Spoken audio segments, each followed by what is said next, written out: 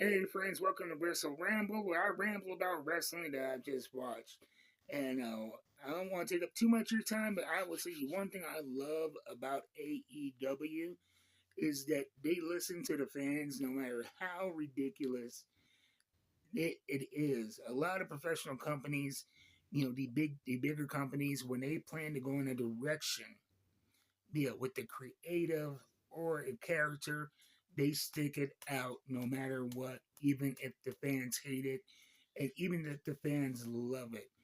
A great example of that was with WWE when Rusev really got popular doing his Rusev Day shtick, which was supposed to be a cocky bad guy thing, but it ironically became one of the most popular things in WWE. They made calendars, they made shirts, and when they sold out, instead of giving Rusev the credit for making these things big, they said, "Well, they only sold out because we didn't make enough. We're not gonna give you the push, equivalent to selling out merch."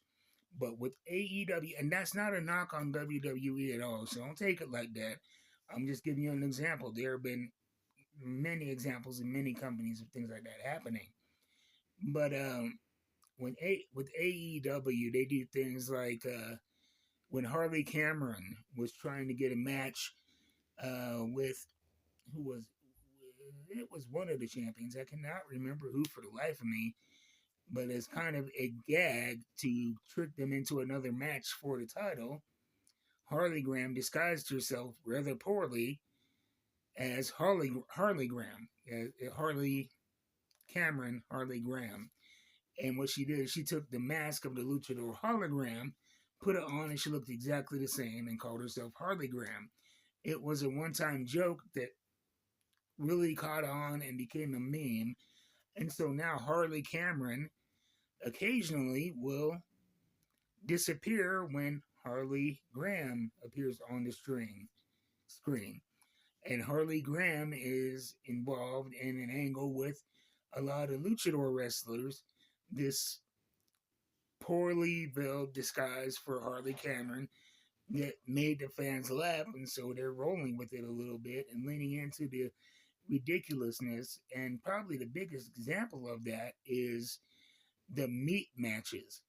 And when I say meat match, what I mean is when there are certain wrestlers who are over a certain weight, um, one thing the crowd start doing is when during the match when they hit a move, they shout meat, and when they strike, they shout meat, and it's become a meme, if you will, kind of a joke, and it's something that other companies they would probably try to silence or change or not lean into, but now it's like even the commentators refer to a match like that as a meat match, and the wrestlers, especially Powerhouse Hobbs, when he does his combination clothesline, every clothesline he will implore the crowd to shout meat. And, and in turn, you see something in AEW that throughout wrestling history you haven't seen, which is almost weekly big man versus big man matches. And the reason why you didn't see those a lot is because back in the old days, big men were expected to wrestle like big men. And you didn't want to beat the big guys. You wanted to make them look all powerful and all strong. And so you wouldn't put them in each other's paths unless it was for a big match. And those matches would be slow and plodding. But now you have very athletic big men that are allowed to do stuff other than kick, punch, clothesline, and body slam.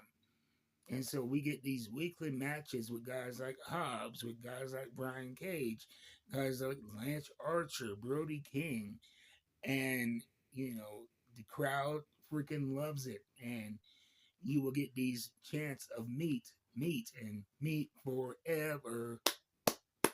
I mean, it's, and it's so ridiculous but so fun. And one suggestion I heard, I believe I heard it on the Cultaholic News Show, is it would be funny if they had a meat division tag or a meat division championship, which, I mean, it's a dumb, funny meme, but I think it could work. A meat division championship. They can meme it and they can make it work, and I think it could sell a lot of merch, build up a lot of excitement for these big man matches. Tony, if you're listening, which you're probably not, because I only have like 200 subscribers, I appreciate you all. But if any of you know Tony Khan, tell him to make that championship belt and to keep bringing the quote unquote meat matches and to keep servicing us fans. Because for the longest time, it felt like wrestling was out to tell us what we wanted.